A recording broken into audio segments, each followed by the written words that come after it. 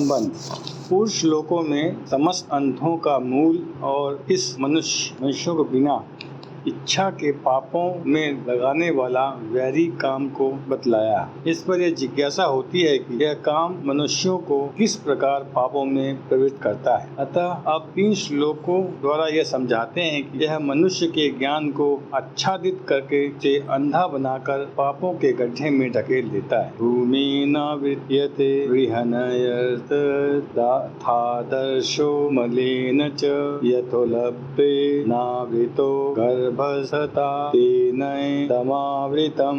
जिस प्रकार धुएं से अग्नि और मैले से दर्पण ढका जाता है तथा जिस प्रकार जेर से गर्भ ढका रहता है, वैसे ही उस काम के द्वारा यह ज्ञान ढका रहता है। प्रश्न, धुआं, मल और जेर, इन तीनों के दृष्टांत से काम के द्वारा ज्ञान को आवृत बतलाकर यहाँ क्या भाव दिखलाया गया है। उत्तर, इससे यह दिखलाया गया है कि यह काम ही मल, क्षेप और आवरण, इन तीनों दोषों के रूप में परिणित होकर मनुष्य के ज्ञान को आच्छादित किए रहता है। यहाँ धुएं के स्थान में विक्षेप को समझना चाहिए। जिस प्रकार धुआं चंचल होते हुए भी अग्नि को ढक लेता है, उसी प्रकार विक्षेप चंचल होते हुए भी ज्ञान को ढके रहता है, क्योंकि बिना एकाग्रता के अंतःकरण में ज्ञान शक्ति प्रकाशित नहीं हो सकती, वह दबी रहती है। मैल के स्थान में मल दोष को समझना चाहिए। जैसे दर्पण पर मैल जम जाने से उसमें प्रतिबिंब नहीं पड़ता, उसी प्रकार पापों के द्वारा अंतःकरण के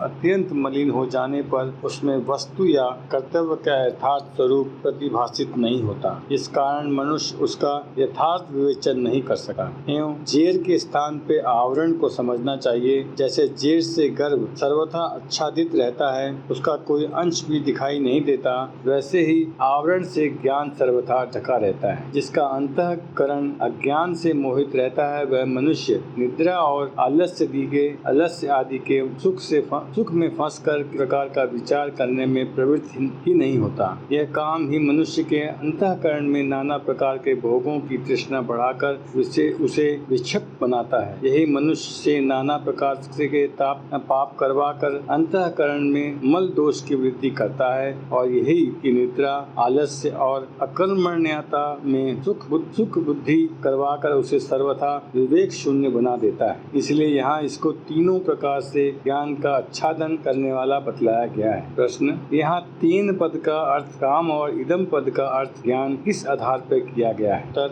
इससे पहले श्लोक में कामों को वैरी समझने के लिए कहा है और अगले श्लोक में भगवान ने स्वयं काम से ज्ञान को आवृत बतलाकर यह स्पष्ट कर दिया है कि इस श्लोक में 3 सर्वनाम काम का और इदम सर्वनाम ज्ञान का वाचक है। इसी आधार पर दोनों पदों का उपयुक्त अर्थ किया गया है। संबंध, पूर्व श्लोकों में 3 पद काम का और इदम पद ज्ञान का वाचक है। इस बात को स्पष्ट करते हुए उस काम को अग्नि की भांति कभी पूर्ण न होने वाला बतलाते हैं। आवृतम ज्ञान में तेन ज्ञानिनो नित्य वैरिणा काम रूपेण कौन्तेय दुष्पुरेण नलेन च।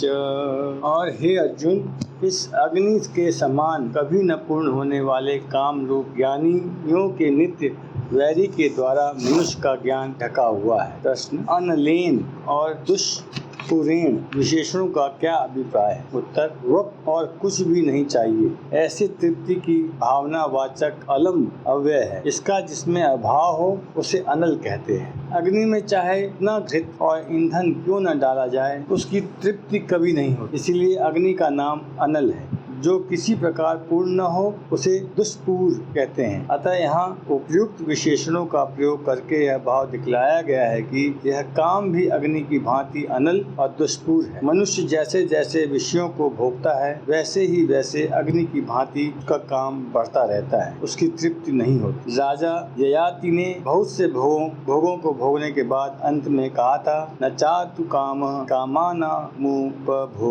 शाम्यति अभिषा कृष्ण वैष्णवतेर्मिहु एवाभिवर्तते। विषयों के भोगों से काम कभी शांत नहीं होता, बल्कि घृत से अग्नि की भांति और अधिक ही बढ़ता जाता है। प्रश्न, यहाँ ज्ञानिन पद किन ज्ञानियों का वाचक है और काम को उनका नित्य वैरी बतलाने का क्या भाव है? उत्तर, यहाँ ज्ञानिन पद यथार्थ ज्ञान की प्राप्ति लिए साधन करने वाले विवेकशील साधकों का वाचक है। यह काम रूप शत्रु उन साधकों के अंतःकरण में विवेक, वैराग्य और निष्काम भाव को स्थिर नहीं होने देता, उनके साधन में बाधा उपस्थित करता रहता है। इस कारण इसको ज्ञानियों का नित्य वैरी बतलाया गया है। वास्तव में तो यह काम सभी को अधोगति में ले जाने वाला होने के कारण सभी का वैरी है, परंतु अविवेकी मनुष्य विषयों को भोगते समय भोगों में सुख बुद्धि होने के कारण भ्रम से इसे मित्र के सदृश समझते हैं और इसके तत्व को जानने वाले विवेकियों को यह प्रत्यक्ष ही हानि कर देता है। इसलिए इसको अविवेकियों का नित्य वैरी न बतलाकर ज्ञानियों का नित्य वैरी बतलाया गया है। प्रश्न, यहाँ काम रूपेण पद किस काम का वाचक है? जो काम दुर्गुणों की श्रेणी में गिना जाता है, जिसका त्याग करने के लिए गीता में जगह जगह कहा गया है। 16वें अध्याय में जिसको नरक का द्वार बतलाया गया है, उस सांसारिक विषय भोगों की कामना रूप काम का वाचक यहाँ काम रूपेण पद है। भगवान से मिलने की, उनका भजन ध्यान करने की अथवा सात्विक कर्मों के अनुष्ठान करने की जो शुभ इच्छा है, उसका नाम काम नहीं है। वह तो मनुष्य के कल्याण में हेतु है और इस विषय भोगों की कामना रूप काम का नाश करने वाली है। वह साधक की शत्रु कैसे हो सकती है? इसीलिए गीता में काम शब्द का अर्थ सांसारिक इष्टानिष्ट भोगों के संयोग वियोग की कामना या भोग पदार्थ समझना चाहिए। इसी प्रकार यह भी समझ लेना चाहिए कि 34वें श्लोक में या अन्यत्र कहीं जो राग या संग शब्द आए हैं, वे भी भगवत विषयक अनुराग के वाचक नहीं है, कामोत्पादक भोग शक्ति के ही वाचक है। प्रश्न, ज्ञानम पद किस ज्ञान का वाचक है और इसको काम के द्वारा ढका हुआ बतलाने का क्या अभिप्राय है? यहाँ ज्ञानम पद परमात्मा के यथार्थ ज्ञान का वाचक है और उसको काम के द्वारा ढका हुआ बतलाकर यह भाव दिखलाया है कि जैसे जेर से आवृत रहने पर भी बालक उस जेर को चीर कर उसके बाहर निकलने में समर्थ होता है और अग्नि जैसे प्रज्वलित होकर अपना आवरण करने वाले धुएं का नाश कर देता है, उसी प्रकार जिस समय किसी संत महापुरुष के या शास्त्रों के उपदेश से परमात्मा के तत्व का ज्ञान जागृत हो जाता है, उस समय वह काम से आवृत होने पर भी काम का नाश करके स्वयं प्रकाशित हो उठता है।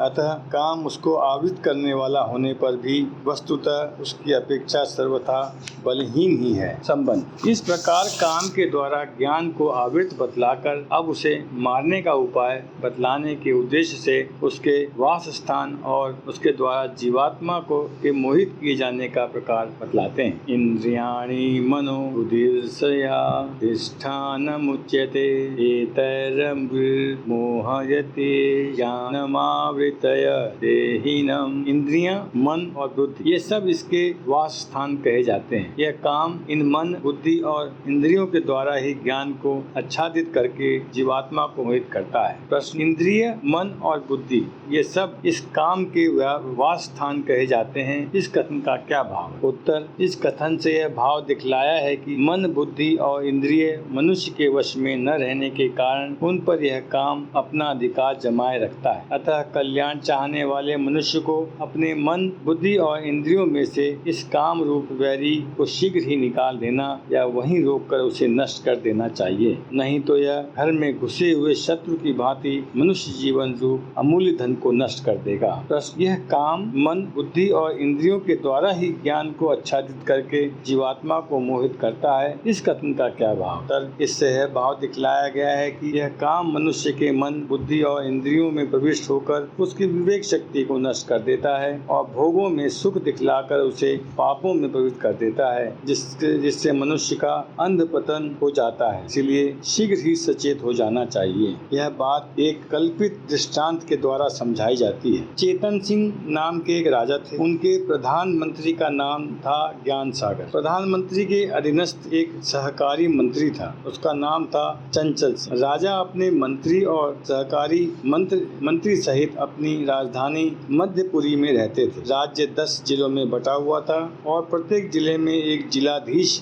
अधिकारी नियुक्त। राजा बहुत ही विचारशील, कर्म प्रवण और सुशील थे। उनके राज्य में सभी सुखी थे। राज्य दिनों दिन उन्नत हो रहा था। एक समय उनके राज्य में जगमोहन नामक एक ठगों का सरदार आया। वह बड़ा ही कुचक्री और जालसाज था। अंदर कपट रूप जर से भरा होने पर भी उसकी बोली बहुत मीठी थी। वह जिससे बात करता उसी को मोह लेता। वह आया एक व्यापारी के वेश में और उसने जिलाधीशों से मिलकर उनसे राज्य भर में अपना व्यापार चलाने की अनुमति मांगी। जिलाधीशों को काफी लालच दिया। वे लालच में आ गए, परंतु अपने अफसरों की अनुमति बिना कुछ नहीं कर सकते थे। जालसाज व्यापारी जगमोहन की सलाह से वे सब मिलकर उसे अपने अफसर सहकारी मंत्री चंचल सिंह के पास ले गए। ठग व्यापारी ने को खूब प्रलोभन दिया। फलतः चंचल सिंह भी जगमोहन की मीठी मीठी बातों में फंस गया। चंचल सिंह उसे अपने उच्च अधिकारी ज्ञान सागर के पास ले गया। ज्ञान सागर था तो बुद्धिमान, परंतु वह कुछ दुर्बल हृदय का था। ठीक मीमांसा करके किसी निश्चय पर नहीं पहुंचता था। इससे वह अपने सहकारी चंचल सिंह और 10 जिलाधीशों की बातों में आ जाया करता था। वे इससे अनुचित लाभ भी उठाते थे। आज चंचल सिंह और जिलाधीशों की बातों पर विश्वास करके वह भी ठग व्यापारी के जाल में फंस गया। उसने लाइसेंस देना स्वीकार कर दिया, पर कहा कि महाराजा चेतन सिंह की मंजूरी बिना सारे राज्य के लिए लाइसेंस नहीं लिया जा सकता। आखिर ठग व्यापारी की सलाह से वह उसे राजा के पास ले गया। ठग बड़ा चतुर था। उसने राजा को बड़े से बड़े प्रलोभन दिए। राजा भी लोभ में आ गए और उन्होंने जगमोहन को अपने राज्य में सर्वत्र आबाद व्यापार चलाने और कोठियां खोलने की अनुमति दे दी। जगमोहन ने जिला अफसरों तथा दोनों मंत्रियों को कुछ देर लेकर संतुष्ट कर दिया और सारे राज्य में अपना जाल फैला दिया। अब सर्वत्र उसका प्रभाव फैल गया। तब तो वह बिना बाधा प्रजा को लूटने लगा। जिलाधीशों सहित दोनों मंत्री लालच में पड़े हुए थे ही राजा को भी लूट का हिस्सा देकर ने अपने वश में कर लिया और छल कौशल और मीठी मीठी चिकनी चुपड़ी बातों में राजा को तथा विषय लोलुप सब अफसरों को कुमारगामी बनाकर उसने सबको शक्तिहीन, अकर्मण्य और दुर्व्यसनिप्रिय बना दिया और चुपके तेजी के साथ अपना बल बढ़ाकर सारे राज्य पर अपना अधिकार जमा लिया। इस प्रकार राजा का सर्वस्व लूटकर अंत में उन्हें पकड़कर नजर कैद कर दिया। यह दृष्टांत है। इसका स्पष्टीकरण इस प्रकार समझना चाहिए। राजा चेतन सिंह जीवात्मा है, प्रधानमंत्री ज्ञान सागर बुद्धि है, सहकारी मंत्री चंचल सिंह मन है, मध्यपुरी राजधानी हृदय है, 10 जिलाधीश 10 इंद्रियां हैं, 10 जिले इंद्रियों के 10 स्थान है, ठगों का सरदार जगमोहन काम है। विषय भोगों के सुख का प्रलोभन ही सबको लालच देना है। विषय भोगों में फंसकर जीवात्मा को सच्चे सुख के मार्ग से भ्रष्ट कर देना ही उसे लूटना है और उसके ज्ञान को आवृत करके सर्वथा मोहित कर देना और मनुष्य जीवन के परम लाभ से वंचित रहने को बाध्य कर डालना ही नजर कैद करना है। अभिप्राय यह है कि यह कल्याण विरोधी दुर्जन शत्रु काम, इंद्रिय, मन और बुद्धि को विषय भोग रूपी मिथ्या सुख का प्रलोभन देकर उन सब पर अपना अधिकार जमा कर बुद्धि और इंद्रियों का विषय सुख रूप लोभ से जीवात्मा के ज्ञान को ढककर उसे मोहमय संसार रूप कैद खाने में डाल देता है और परमात्मा की प्राप्ति रूप वास्तविक धन से वंचित करके उसे अमूल्य मनुष्य जीवन का नाश कर डाला है। संबंध इस प्रकार काम रूप वैरी अत्याचार का और वह जहाँ छिपा रहकर अत्याचार करता है उन वास स्थानों का परिचय कराकर अब भगवान उस काम रूप वैरी को मारने की युक्ति बतलाते हुए उसे मार डालने के लिए अर्जुन को आज्ञा देते हैं। तस्मात् त्वमी इंद्रियाणां यादो नियमय भरत सर्वस्व पापमानं प्रजहि एनम ज्ञान विज्ञान सनम। इसलिए हे अर्जुन, तू पहले इंद्रियों को वश में करके इस ज्ञान और विज्ञान का नाश करने वाले महान पापी काम को अवश्य ही बलपूर्वक मार डाल। प्रश्न तस्मात् और अदो इन दोनों पदों का प्रयोग करके इंद्रियों को वश में करने के लिए कहने का क्या भाव? उत्तर तस्मात् पद हेतुवाचक है। इसे सहित आदो पद का प्रयोग करके इंद्रियों को वश में करने के लिए कहकर भगवान ने यह भाव दिखलाया है कि काम ही समस्त अनर्थों का मूल है है और यह पहले इंद्रियों में प्रविष्ट होकर उनके द्वारा मन बुद्धि को मोहित करके जीवात्मा को मोहित करता है। इसके निवास स्थान मन बुद्धि और इंद्रियां हैं, इसलिए पहले इंद्रियों पर अपना अधिकार करके इस काम रूप शत्रु को अवश्य मार डालना चाहिए। इसके वास स्थान को रोक लेने से ही यह काम रूप शत्रु को मारने में सुगमता होती होगी। अतएव पहले इंद्रियों को और फिर मन को रोकना चाहिए। प्रश्न, इंद्रियों को किस उपाय से वश में करना चाहिए? उत्तर, अभ्यास और वैराग्य, इन दो उपायों से इंद्रियां वश में हो सकती। ये ही दो उपाय मन को वश में करने के लिए बतलाए गए हैं। विषय और इंद्रियों के संयोग से होने वाले राजस सुख को तथा निद्रा, आलस्य और प्रमाद जनित तामस सुखों को वास्तव में क्षणिक, नाशवान और दुख रूप समझकर इस लोक और परलोक के समस्त भोगों से विरक्त रहना वैराग्य है। और परमात्मा के नाम, रूप, गुण, चरित्र आदि के श्रवण, कीर्तन, मनन आदि में और निस्वार्थ भाव से लोक सेवा के कार्यों में इंद्रियों को लगाना एवं धारण शक्ति के द्वारा उनकी क्रियाओं को शस्त्र के अनुकूल बनाना तथा उनमें स्वेच्छाचारी का दोष पैदा न होने देने की चेष्टा करना अभ्यास। इन दोनों ही उपाय से इंद्रियों को और मन को वश में किया जा सकता है। प्रश्न, ज्ञान और विज्ञान, इन दोनों शब्दों का यहाँ क्या अर्थ है और काम को इनका नाश करने वाला बतलाने का क्या अभिप्राय है? भगवान के निर्गुण निराकार तत्व के प्रभाव, महात्म्य और रहस्य से युक्त यथार्थ ज्ञान को ज्ञान तथा सगुण निराकार और दिव्य साकार तत्व के लीला, रहस्य, गुण, महत्व और प्रभाव से युक्त यथार्थ ज्ञान को विज्ञान कहते हैं। इस ज्ञान और विज्ञान की यथार्थ प्राप्ति के लिए हृदय में जो आकांक्षा उत्पन्न होती है उसको यह महान काम रूप शत्रु अपनी मोहिनी शक्ति के द्वारा नित्य निरंतर दबाता रहता है। अर्थात उस आकांक्षा की जागृति से उत्पन्न ज्ञान विज्ञान के साधनों में बाधा पहुंचाता रहता है। इसी कारण ये प्रकट नहीं हो पाता। इसलिए काम को उनका नाश करने वाला बतलाया गया है। नाश शब्द के दो अर्थ होते हैं, एक तो अप्रकट कर देना और दूसरा वस्तु का अभाव कर देना। यहाँ अप्रकट कर देने के अर्थ में नाश शब्द का प्रयोग हुआ है, क्योंकि पुरुष लोकों में भी ज्ञान को काम से आवृत यानी कि ढका हुआ बतलाया गया है। ज्ञान और विज्ञान को समूल नष्ट करने की तो काम में शक्ति नहीं है, क्योंकि काम की उत्पत्ति अज्ञान से हुई है। अतः ज्ञान विज्ञान के एक बार प्रकट हो जाने पर तो अज्ञान का ही समूल नाश हो जाता है। फिर तो ज्ञान विज्ञान के नाश का कोई प्रश्न ही नहीं रह जाता। संबंध, पुरुष लोक में इंद्रियों को वश में करके काम रूप शत्रु को मारने के लिए कहा गया। इस पर यह शंका होती है कि जब इंद्रिय, मन और बुद्धि पर काम का अधिकार है और उनके द्वारा काम ने जीवात्मा को मोहित कर रखा है, तो ऐसी स्थिति में वह इंद्रियों को वश में करके कामों को कैसे मार सकता है? इस शंका को दूर करने के लिए भगवान आत्मा के यथार्थ स्वरूप को लक्ष्य कराते हुए आत्म बल की स्मृति कराते हैं। इंद्रियाणि पराण्या पूरंद्रियेभ्य परम मनसस्तु परा बुद्धिर्यो बुद्धे परतस्तु स।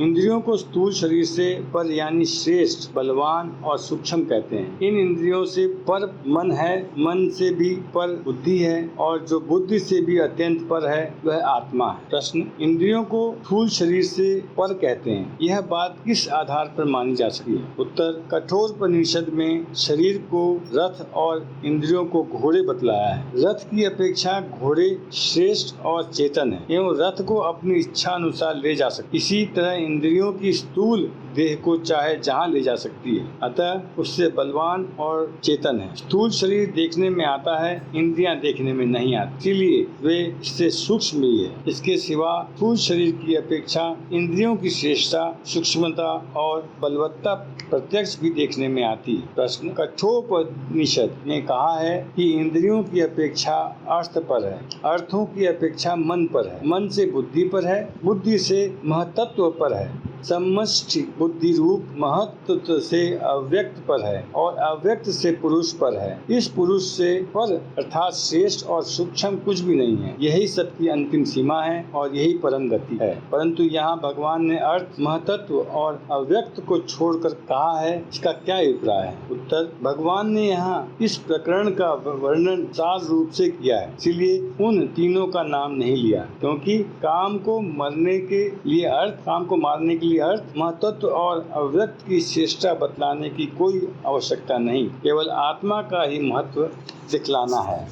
प्रश्न, कठोपनिषद में इंद्रियों की अपेक्षा अर्थों को पर यानी श्रेष्ठ कैसे बतलाया? उत्तर, यहाँ अर्थ शब्द का अभिप्राय पंच तन मात्राएं हैं। तन मात्राएं इंद्रियों से सूक्ष्म है, इसीलिए उनको पर कहना उचित ही है। प्रश्न, यहाँ भगवान ने इंद्रियों की अपेक्षा मन को और मन की अपेक्षा बुद्धि को पर अर्थात श्रेष्ठ, सूक्ष्म और बलवान बतलाया है, किंतु दूसरे अध्याय में कहा है कि यत्न करने वाले बुद्धिमान पुरुष के मन को भी प्रमथन स्वभाव वाली बलात्कार से हर लेती, तथा यह भी कहा है कि विषयों में विचरती हुई इंद्रियों में से जिसके साथ मन रहता है वह एक ही इंद्रिय मनुष्य की बुद्धि को हर लेती है। इन वचनों से मन की अपेक्षा इंद्रियों की बल प्रबलता सिद्ध होती है और बुद्धि की अपेक्षा भी मन की सहायता से इंद्रियों की प्रबलता सिद्ध होती है। इस प्रकार पूर्व पर में विरोध सा प्रतीत होता है, इसका समाधान करना चाहिए। उत्तर, कठोपनिषद में रथ के दृष्टांत से यह विषय भली भांति समझाया गया है। वहाँ कहा है कि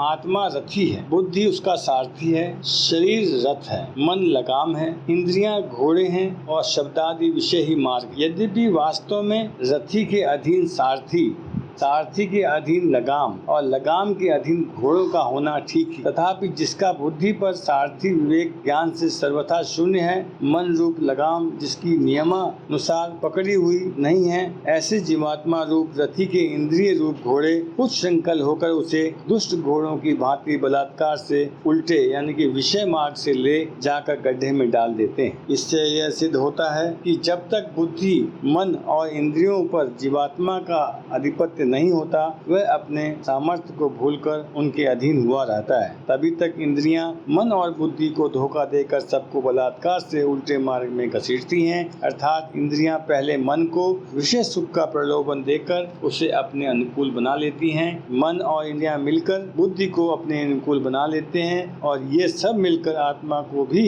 अपने अधीन कर लेते हैं। परंतु वास्तव में तो इंद्रियों की अपेक्षा मन, मन की अपेक्षा बुद्धि और सबकी अपेक्षा आत्मा ही बलवान है। इसीलिए वहाँ यानी कि कठोपनिषद में कहा है कि जिसका बुद्धि रूप सारथी वेगशील है, मन रूप लगाम जिसकी नियमानुसार अपने अधीन है, उसके इंद्रिय रूप घोड़े भी श्रेष्ठ घोड़ों की भांति वश में होते हैं, तथा ऐसे मन, बुद्धि और इंद्रियों वाला पवित्र आत्मा मनुष्य उस परम पद को पाता है जहाँ जाकर वह वापस नहीं लौटता। गीता में भी जीते हुए मन, बुद्धि और इंद्रियों से युक्त अपने आत्मा को मित्र और बिना जीते हुए मन, बुद्धि और इंद्रिय लोक को अपने शत्रु के समान बतलाया है। अतः बिना जी हुई इंद्रियां वास्तव में मन, बुद्धि की अपेक्षा निर्बल होती हुई भी प्रबल रहती हैं। इस आशय से दूसरे अध्याय का कथन है और यहाँ उनकी वास्तविक स्थिति बतलाई गई है। पूर्व पर में कोई विरोध नहीं है। प्रश्न, यहाँ परतः पद का अर्थ अत्यंत पर किया गया है, का क्या अभिप्राय है? उत्तर, कठोपनिषद में जहाँ यह विषय आया है वहाँ बुद्धि से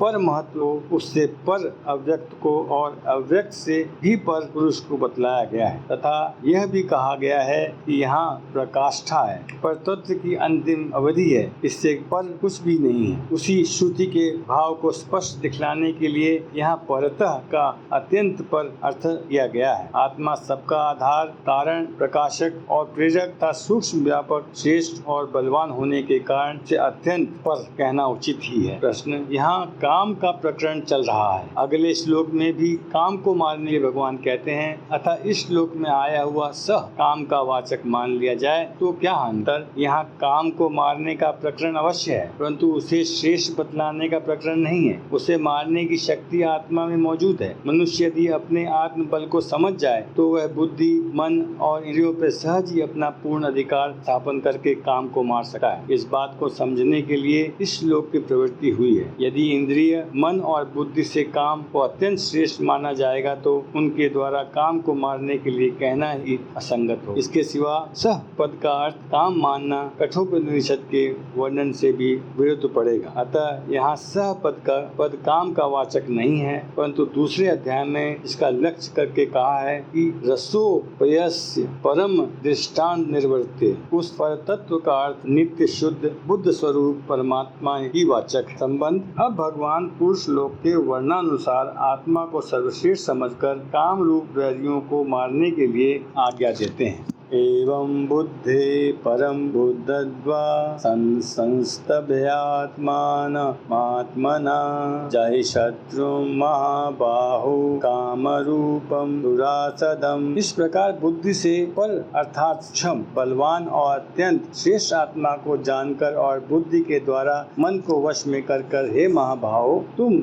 इस काम रूप दुर्जय शत्रु को मार डाल। प्रश्न, यहाँ बुद्धि से पर आत्मा को समझकर काम को मारने के लिए कहने का क्या अभिप्राय है? उत्तर, मनुष्यों का ज्ञान अनादिकाल से अज्ञान द्वारा आवृत हो रहा है। इस कारण वे अपने आत्म स्वरूप को भूले हुए हैं। स्वयं सबसे श्रेष्ठ होते हुए भी अपनी शक्ति को भूलकर काम रूप वैरी के वश में हो रहे हैं। लोग प्रसिद्धि से और शास्त्रों द्वारा सुनकर भी लोग आत्मा को वास्तव में सबसे श्रेष्ठ नहीं मानते। यदि आत्म स्वरूप को भली भांति समझ लें तो राग रूप काम का सहज ही नाश हो जाए। अतएव आत्म स्वरूप को समझना ही इसे मारने का प्रधान उपाय है। इसलिए भगवान ने आत्मा को बुद्धि से भी अत्यंत श्रेष्ठ समझकर काम को मारने के लिए कहा है। आत्म तत्व बहुत ही गूढ़ है। महापुरुषों द्वारा समझाए जाने पर कोई सूक्ष्मदर्शी मनुष्य ही इसे समझ सकता है। कठोपनिषद में कहा है कि जब सब भूतों के अंदर छिपा हुआ यह आत्मा उनके प्रत्यक्ष नहीं होता, केवल सूक्ष्मदर्शी पुरुष ही अत्यंत तीक्ष्ण और सूक्ष्म बुद्धि द्वारा इसे प्रत्यक्ष कर सकते हैं। प्रश्न,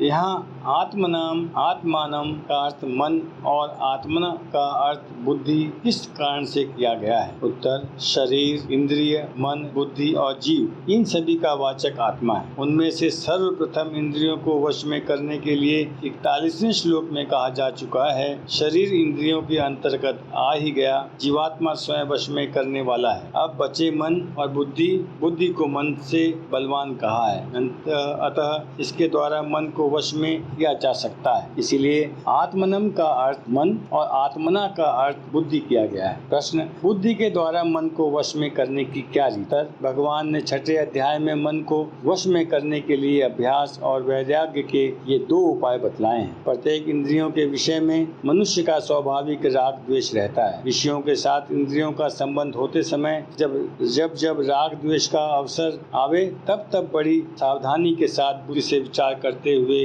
राग द्वेष के वश में न होने की चेष्टा रखने से शनय शनय राग द्वेष कम होते चले जाते हैं। यहाँ बुद्धि से विचार कर इंद्रियों के भोगों में दुख और दोषों का बार बार दर्शन कराकर मन की उनमें अरुचि उत्पन्न करना वैराग्य है, और व्यवहार काल में स्वार्थ के त्याग की और ध्यान के समय मन को परमेश्वर के चिंतन में लगाने की चेष्टा रखना और मन को भोगों की प्रविष्टि से हटाकर परमेश्वर के चिंतन में बार बार प्रवेश करना अभ्यास है। प्रश्न, जबकि आत्मा स्वयं सबसे प्रबल है, तब बुद्धि के द्वारा मन को वश में करके काम को मारने के लिए भगवान ने कैसे कहा? आत्मा स्वयं ही काम रूप महान वैरी को मार सकता है? उत्तर, अवश्य ही आत्मा अनंत बल है, वह काम को मार सकता। वस्तुतः उसी के बल को पाकर सब बलवान और क्रियाशील होते हैं, परंतु वह अपने महान बल को भूल रहा है, और जैसे प्रबल शक्तिशाली सम्राट अज्ञानवश अपने बल को भूलकर अपनी अपेक्षा सर्वथा बलहीन शूद्र नौकर चाकरों के अधीन होकर उनकी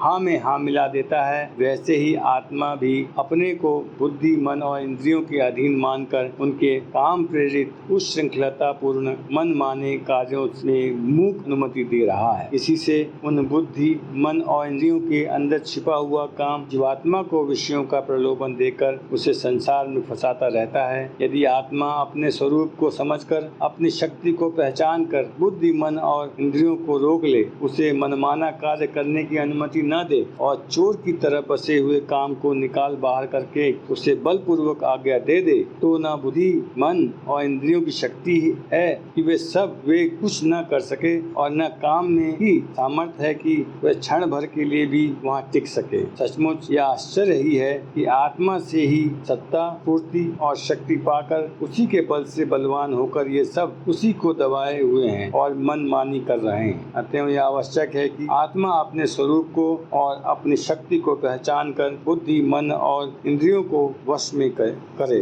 काम